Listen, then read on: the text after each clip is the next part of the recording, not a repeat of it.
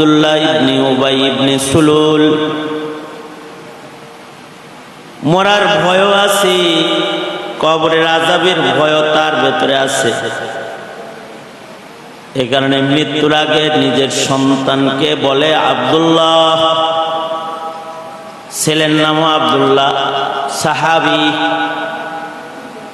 ছেলেকে বলে বাবা আব্দুল্লাহ, আমি মরে গেলে পড়ে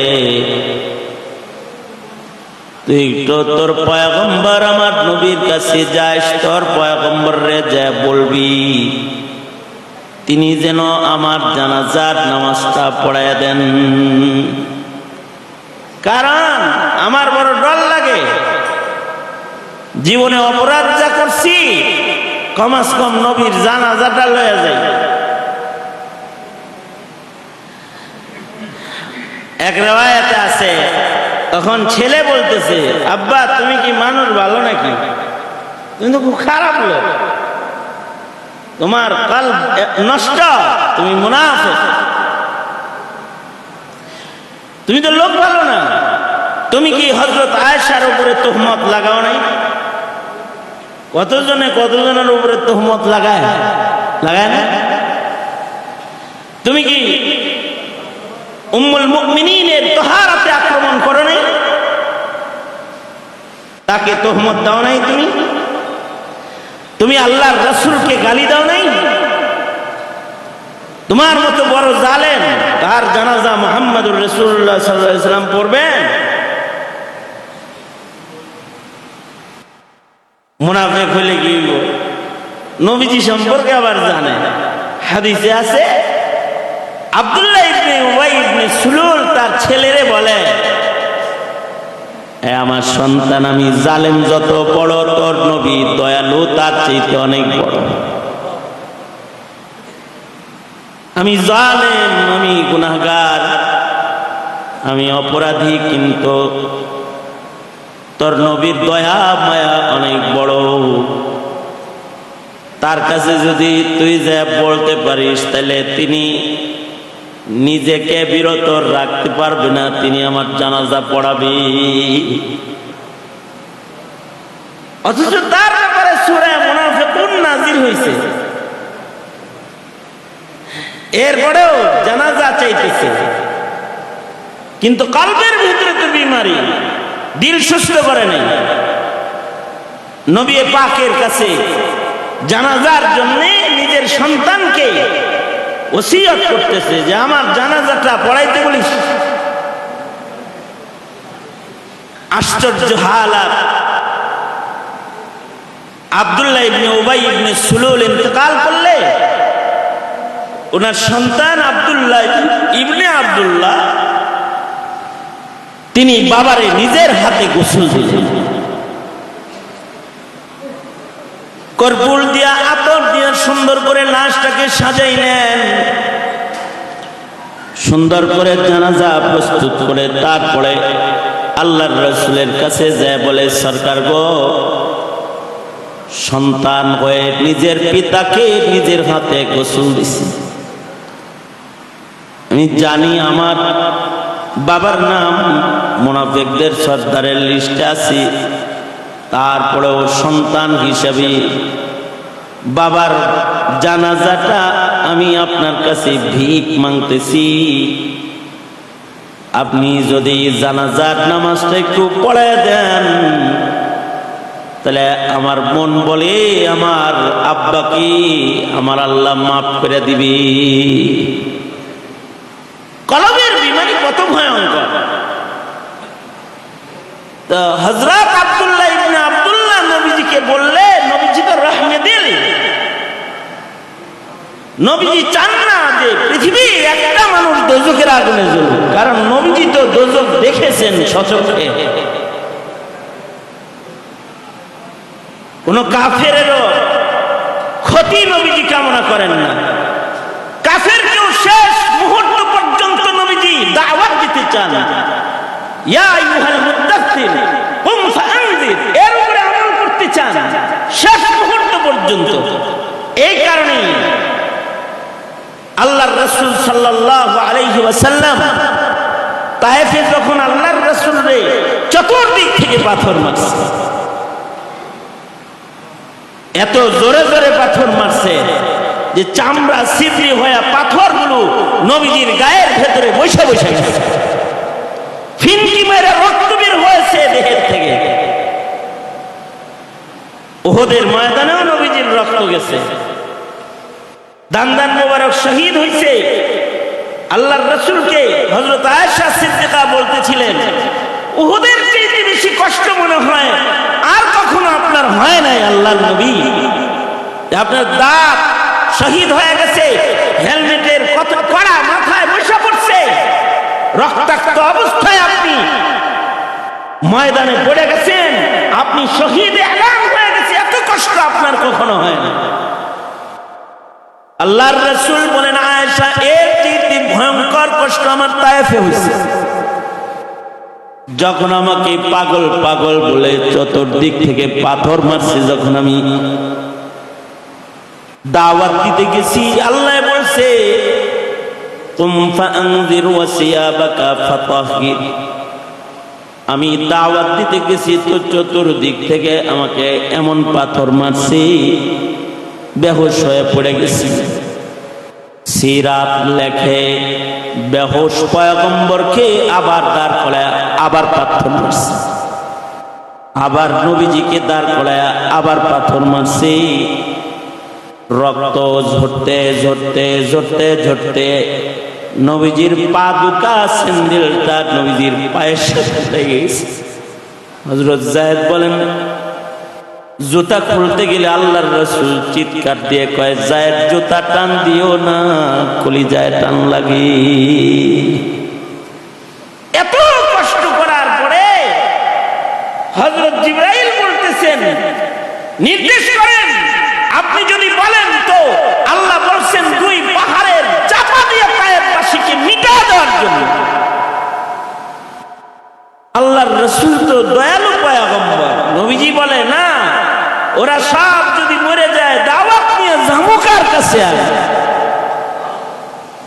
আল্লাহ পাকের একজন গোলাম দোজখে পড়ুক, এটা আল্লাহর নবী বরদাস্ত করেন না, চান না, কারণ তিনি তো দোজখের আগুন দেখছেন তো সচক্ষে। এ কারণে আল্লাহর রাসূল বলতেন, আলা রাসূলুল্লাহ সাল্লাল্লাহু আলাইহি ওয়াসাল্লাম লাউ আলিমতুম মা আ'লামু লাযহিকতুম কালীলান ওয়া লাবাকাইতুম কাসীরা। আল্লাহর নবী বলতেন, আমি যা জানি ওটা যদি তোমরা জানতা তাহলে তোমরা হাসতা কম আর কান্তা বেশি। এ কারণে আল্লাহর রাসূল মুনাফিকদের বাঁচানোর চেষ্টা করতেছেন। শেষ বেলায় নবীজি এই মুনাফিকরাও যেন দোজখে না পড়ে, এর লেগে আল্লাহর রাসূল জানাজার নামাজে দাঁড়ায় গেছেন। হাদিসে আছে শুধু জানাজা পড়েন নাই আল্লাহর নবী, হযরত ওমর যখন নবীজিকে জামা টাইনা ধরছে, চাদর টাইনা ধরছে, কই যান, কার জানাজা পড়াইতে যান? মুনাফিকের জানাজা আপনি যদি 70 বার ইস্তিগফার করেন তার জন্য 70 মাররা আল্লাহ তাআলা বলছে তাও মাফ করবে না। আল্লাহর রাসূল বলে, ওমর বাধা দিও না, আমি প্রয়োজনে 70 বারের চাইতে বেশি তার জন্য তওবা ইস্তিগফার করব, এরপরেও যেন আগুন থেকে বাঁচা যায়। আল্লাহর রাসূল শুধু তাই করেন নাই, জানাজা তো পড়াইছেন, নিজের গায়ের চাদর খুইলা কাফনের কাপড়ের ভেতরে নিজের গায়ের জামা চাদরটাও মুনাফিকের সরকারের কবরে দিয়ে দিয়েছেন যেন ও দোজখে মরে না যায়। রিওয়ায়াতে আছে শুধুই মাত্র তাই করেন নাই, আল্লাহর রাসূল সাল্লাল্লাহু আলাইহি ওয়াসাল্লাম নিজের মুখের লুআব আর লালা মুবারক বাইর কইরা আব্দুল্লাহ ইবনে উবাই ইবনে সুলুলের মুখের ভেতরে ঢুকায় দিয়েছে, যেন নবীর মুখের লালার বরকতে যেন আল্লাহ তাকে মাফ করে দেয়। কিন্তু কলবের রোগ এত কঠিন রোগ, এ রোগ নিয়ে কবরে গেলে আল্লাহ কত নারাজ হয়।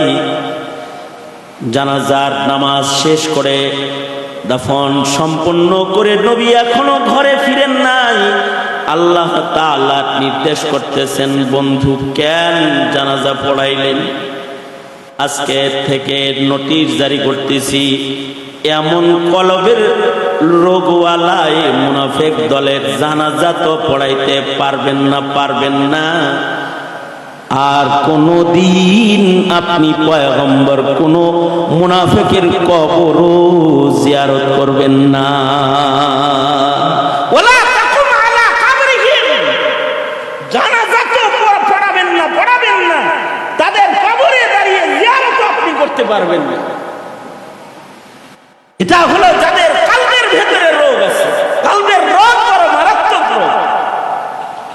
কলবের রোগের চিকিৎসা উলামাদের সোহবতে গেলে হয়, বয়ান শুনলে হয়, আলেমদের চেহারা দেখলে বসে বসে কলবের রোগ ভালো হয়। কবরে আযাব হইতেছে কলবের একটি রোগের কারণে। কি রোগ? চগলখুরি করে। এই কলবের রোগ ভয়ঙ্কর আকার যখন ধারণ করে, তখন ঈমানের দপ্তর থেকে নাম কাটা পড়ে আর মুনাফিকের দলে সে ঢুকে পড়ে। কলবের রোগ। এ কারণে কলবকে পাক করতে হয়। শুধু কলব পাক করলে চলে না। আল্লাহ পাকের দ্বিতীয় নির্দেশনা নাজিলকৃত সূরার 2 নম্বর সূরাই এটা। দ্বিতীয় নির্দেশনাই এরকম যে পবিত্রতা গ্রহণ করো, ওয়াসিয়াবাকা ফাতাহহির, পবিত্র হও। সাহাবীরা বলে, নবীজি আরেকজনের কবরে কি লেগে আযাব হয়? তো আল্লাহর রাসূল বলেন, সে পেশাবের ছিটাপ থেকে নিজেকে বাঁচাইতো না। এই কাম করতে যে পেশাবের ছিটাপ থেকে নিজের কাপড় চোপড় নিজেকে হেফাজত করতো না, এজন্য কবরের আযাব হইতেছে। মিল্লাত এটা জানে তো? এতটুকুন যখন জানে না, তখন কুকুরের মতো দাঁড়িয়ে পেশাব করে হেঁটে যায়। ঢিলা কুলুপের জরুরত মুসলমানের সন্তানেরা করেই না, জরুরত মনে করে না। আরে এই মাদ্রাসার ছোট ছোট বাচ্চারা ওরা বাথরুমে যায় তো ঢিলা ব্যবহার করে, কুলুপ ব্যবহার করে, ওয়াসিয়াবাকা ফাতাহহির, নিজের কাপড়টাকেও কত পবিত্র করে। 3 নম্বরে যে নির্দেশ এসেছিল মুসলিম মিল্লাতের উপরে, সেই নির্দেশনা হলো নামাজের নির্দেশনা। ইয়া আইয়ুহাল মুযাম্মিল কুমিল লাইলা ইল্লা কালিলা, হে কম্বলওয়ালা নামাজ পড়েন। নফল নামাজের নির্দেশনা। তাহাজ্জুদ পড়েন, রাতের নামাজ আদায় করেন, এই নির্দেশনা। ফরজ নামাজ আসার আগেও এসেছে রাতের নামাজ। আমাদের সন্তানরা রাত্রে ফেসবুক চালায়, ইন্টারনেট চালায়।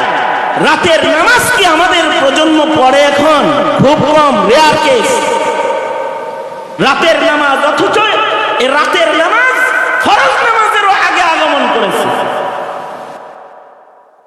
বন্ধুর প্রতি নির্দেশনা, রাতের নামাজ পড়ুন। রাতের নামাজ পড়লে লাভ কি হবে? লাভ কি তাও বলে দিচ্ছেন। লাভ হলো আকিমিস সালাতা লিদুলুকিশ শামসি ইলা গাসাকিল লাইলি ওয়া কুরআনাল ফাজর ইন্না কুরআনাল ফাজরি কানা মাশহুদা ওয়া মিনাল লাইলি ফাতাহাজ্জাদ বিহি নাফিলাতান লাকা আসা আন ইয়াবআসাকা রাব্বুকা মাকামাম মাহমুদা। বন্ধু, আপনি রাত্রি নামাজ পড়লে আপনাকে মাকামে মাহমুদ দেওয়া হবে। এ কারণে আমাদের নামাজ 5 ওয়াক্ত, নবীর ছিল 6 ওয়াক্ত। তাহাজ্জুদ পড়া নবীর জন্য ফরজ ছিল। নবী আলাইহিস সালাতু ওয়াস সালাম রাতের নামাজ পড়তেন। আমাদের সন্তানরা রাতের নামাজের গুরুত্বই তো বুঝে না। নবীজিকে রাতের নামাজের বদলে আল্লাহ তাআলা মাকামে মাহমুদ দান করেছেন। আর নবীর উম্মত যারা রাতের নামাজি হবে, তাদেরকে আল্লাহ তাআলা মাকামে বেলায়েত দান করবেন। আল্লাহু আকবার। মাকামে বেলায়েত পেয়ে যাবে। বেলায়েতের মাকাম পাবে, ওলি হয়ে যাবে রাতের নামাজ দিয়ে। এই নামাজ যে পড়বে, এও তো শিখলেই মতো। এই তাহারাত যে গ্রহণ করবে শীঘ্র হইব তো। এ কারণে ইকরা বিসমি রাব্বিকাল্লাযী খালাক, ধর্মের পড়া পড়ো, কোরআন পড়ো, হাদিস পড়ো। আল্লাহর রাসূল বলেন যে দুইটা জিনিস রেখে গেলাম তোমাদের ধর্মীয় অনুশীলনের জন্য। আল্লাহর রাসূল চলে গেছেন, কিন্তু কোরআন আর সুন্নাহকে আল্লাহর রাসূল রেখে গেছেন। আল্লাহর নবী বলেন, قال رسول الله صلى الله عليه وسلم تركت فيكم أمرين لن تضلوا ما تمسكتم بهما كتاب الله وسنة رسوله। আল্লাহর রাসূল বলেন, উম্মতেরা আমি চলে গেলাম, কিন্তু তোমাদের ধর্মীয় অনুকরণের জন্য দুটা হাদিয়া তোমাদের দিয়ে গেলাম। কোরআন দিয়ে গেলাম, আমার হাদিস দিয়ে গেলাম। কোরআন হাদিসের মাধ্যমে যদি তোমরা ধর্মের অনুকরণকারী হয়ে যাও, লান তাদিল্লু, তোমরা পথভ্রষ্ট হইবে না। কিন্তু যদি কোরআন হাদিস ছাইড়া দাও, তাইলে কিন্তু তোমরা ভ্রষ্ট হয়ে যাইবা। জাগতিক শিক্ষার আলো তোমাকে আলোর জান্নাতের পথে দাঁড় করাতে পারবে না। ধর্মের শিক্ষা লাগবে। জাগতিক শিক্ষা দিয়ে দুনিয়ায় চলা যায়, ধর্মের পথে চলা যায় না। এজন্য প্রজন্মকে ধর্ম শিখাইতে দ্বীনি শিক্ষা দিতে হয়। দ্বীনের চাইতে বড় বস্তু কি আর আছে নাকি? আল্লাহ তাআলা মানুষের মৃত্যু পছন্দ করে, কিন্তু ধর্মের মৃত্যু পছন্দ করে না। আল্লাহ তাআলা মানুষের শাহাদাত পছন্দ করে, ওলির মরণ পছন্দ করে, কিন্তু ধর্মের মরণ পছন্দ করে না। আল্লাহ তাআলা আসমান জমিনের ধ্বংস পছন্দ করে, কিন্তু ধর্মের ধ্বংসাত্মক অবস্থা পছন্দ করে না। আল্লাহ তাআলা নবীর মরণ পছন্দ করে, কিন্তু ধর্মের মরণ, ধর্ম মিটে যাক, এটা আল্লাহ তাআলা পছন্দ করেন না। এ কারণে নবী তো মায়ের খাইছেন, তা পছন্দ করেছেন, দ্বীন মিটে যাক এটা পছন্দ করেন নাই। নবীর হিজরত পছন্দ করেছেন, কিন্তু ধর্ম উঠে যাওয়া পছন্দ করেন নাই। নবীর দুনিয়া থেকে বিদায় পছন্দ করেছেন, কিন্তু ধর্মের বিদায়কে আল্লাহ তাআলা পছন্দ করেন না। ধর্ম মুমিনের কাছ থেকে বিদায় নেই। ধর্ম তো ছোটখাটো জিনিস না। শুকর আল্লাহ পাকের যে আমাদেরকে আল্লাহ তাআলা পরিপূর্ণ ধর্ম দান করেছেন। কোরআনে হাকিমের শুরুর আয়াত যেমন পড়ালেখা ধর্ম পড়ার আয়াত, আর কোরআনে কারীমের সর্বশেষ আয়াত ধর্মের পরিপূর্ণতার আয়াত। এই তুমি কি শুরু করলে? এনে ডিস্টার্ব দাও মিয়া। তো ধর্মের পরিপূর্ণতার আয়াত, সর্বশেষ আয়াত কোরআনে কারীমে। ইহুদিরা হযরত উমরকে বলেছে, এই উমর, তোমাদের কোরআন মাজিদে এমন একটা আয়াত আছে, ওই আয়াত যদি আমাদের তাওরাতে থাকতো, তাইলে ওই আয়াতের নাজিলের দিবসকে আমরা নিজেদের জন্য ঈদ বানায় নিতাম, ঈদের দিন বানাইতাম আমরা ওইটা। তো হযরত উমর আগ্রহ করে জিজ্ঞাসা করলেন, কোন আয়াতটা তোমাদের কিতাবে থাকলে পড়ে তোমরা নিজেদেরকে ওই আয়াতের নাজিলের দিনকে ঈদের দিন বানাইতা? ধর্মীয় পরিপূর্ণতার তোমাদের উপরে আল্লাহর সন্তুষ্টির যে আয়াতটা আছে, অর্থাৎ আল-ইয়াউমা আকমালতু লাকুম দীনাকুম, আল-ইয়াউমা আকমালতু লাকুম দীনাকুম ওয়া আতমামতু আলাইকুম নি'মাতি ওয়া আতমামতু আলাইকুম নি'মাতি ওয়া রাদিতু লাকুমুল ইসলাম দীনা। আল্লাহ তাআলা সরওয়ারে দু আলম নবীকে আল্লাহ তাআলা আরাফার ময়দানে জাবালে রহমতে দাঁড়ানো পয়গম্বরকে ধর্মের পরিপূর্ণতার ঘোষণা দান করলেন। ওগো বন্ধু, আপনার মাধ্যমে যে দ্বীন ধর্ম আমি দুনিয়াতে পাঠিয়েছি, এটা পূর্বের নবীদের ধর্মের মতো অপরিপূর্ণ কোনো ধর্ম নয়। এটা ধর্মকে পরিপূর্ণ করে আপনাকে আমি দান করলাম, নাজ ও নিয়ামতকে আমি পরিপূর্ণ করে দিলাম। আজকের দিনে ধর্ম পরিপূর্ণ করলাম, নিয়ামত পরিপূর্ণ করলাম, শুধু পরিপূর্ণ করে শেষ দিই না, ইসলাম ধর্মের পরে আমি আল্লাহ নিজের রাজি হয়ে গেলাম। অর্থাৎ কিয়ামত পর্যন্ত মনোনীত ধর্ম একটাই, তার নাম হলো ইসলাম। তার নাম কি? জোরে বলেন, নাম কি? আরো জোরে আওয়াজ করে বলেন, তার নাম কি? ইসলাম। ইসলাম পরিপূর্ণ ধর্ম, এর উপরে আল্লাহ রাজি। আল্লাহ একমাত্র ধর্ম ইসলামের উপরেই রাজি। কিন্তু মুসলিম হয়েও যারা ইসলাম চিনে না, ইসলাম বুঝে না, তাদের হালত কি হবে? মুসলিম হিসাবে জন্ম, কিন্তু ইসলাম ধর্মের কোন বিধান সম্পর্কে তার জ্ঞান নেই। এ কারণেই কবরেও কিন্তু প্রথম প্রশ্ন করা হবে মান রাব্বুকা, দ্বিতীয় প্রশ্নই করা হবে মা দীনুকা, তোমার ধর্ম কি? সন্তানকে যে ধর্ম না শিখায়, এ সন্তান তার ধর্ম যে ইসলাম এটা বলবে কিভাবে? ধর্মের পরিপূর্ণতা। ইহুদিরা বলে, ওমর এই আয়াত যেদিন নাজিল হয়েছে তোমাদের, এই আয়াত যদি আমাদের তাওরাতে থাকতো তো এই আয়াতের নাজিলের দিবসকে আমরা নিজেদের জন্য ঈদের দিন বানায় নিতাম। কিন্তু ইহুদিরা আমাদের ধর্মের মর্যাদা বুঝে, একটি আয়াতের মর্যাদা বুঝে, তারা আয়াত নাজিলের দিনকে ঈদের দিন বানাইতে চায়। কিন্তু আমরা মুসলিম হয়ে ধর্মের মর্যাদা না বুঝার কারণে আমাদের মুসলমানের ঘরে জন্ম নেওয়া সন্তানগুলো আসাদ নূরের অনুসারী হয়ে যায়, নাস্তিক, মুরতাদ, বেঈমান, কাদিয়ানীর খাতায় নাম নিয়ে যায়। কিসের কারণে নিয়ে যায়? ধর্ম না শেখার কারণে নিয়ে যায়। সঙ্গত কারণেই মুসলিম হিসাবে তার ধর্মীয় জ্ঞান, এটা তার প্রথম অধিকার। সন্তানকে ধর্ম চিনাইতে হবে। একটি কথা বলে আমি আমার প্রজন্মের দুর্দশা আপনাদের কাছে পেশ করে আলোচনা শেষ করব। আমার এক বন্ধু এক জানাজার নামাজে গেছে, জানাজার নামাজের ইমামতি করেছে। এই মাইয়িতের জানাজা পড়ার জন্য জার্মান থেকে তার সন্তানও এসেছে, নাতিপুতিরাও আসছে জানাজা পড়ার জন্য। জানাজা যখন শেষ, মাইয়িতের নাতি তখন মাইয়িতের ছেলেকে বলতেছে, আব্বা দাদার জানাজা তো শেষ হইল, এখন কি দাদার লাশটা পুরানো হবে? নাউজুবিল্লাহ, জোরে বলে। অর্থাৎ মুসলিম সন্তান তার ধর্ম সম্পর্কে এতটুকু অজ্ঞ মূর্খ যে মুসলমানের লাশ যে পুরানো হয় না, এইটুকুন মেসেজ এখনো মুসলিম ঘরে জন্ম নেওয়া সন্তানের কানে যায় নাই। সে তার পিতাকে জিজ্ঞেস করতেছে, দাদার লাশটা কি এখন পুরানো হবে?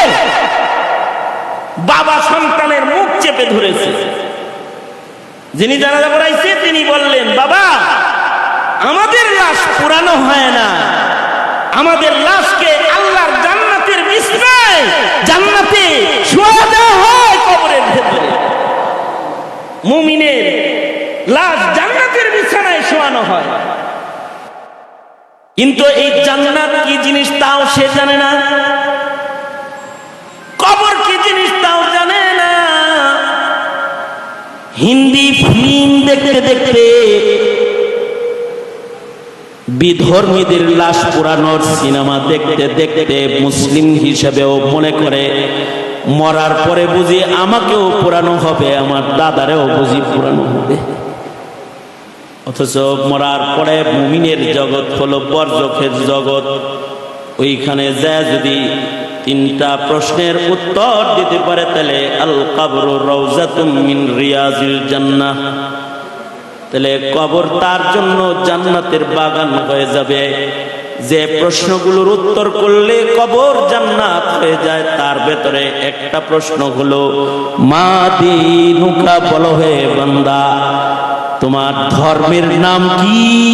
যদি মুখ দিয়ে বাইর হয় ধর্মের নাম ইসলাম, কবরের আযাব থেকে বাঁচা সম্ভব হয়ে যাবে।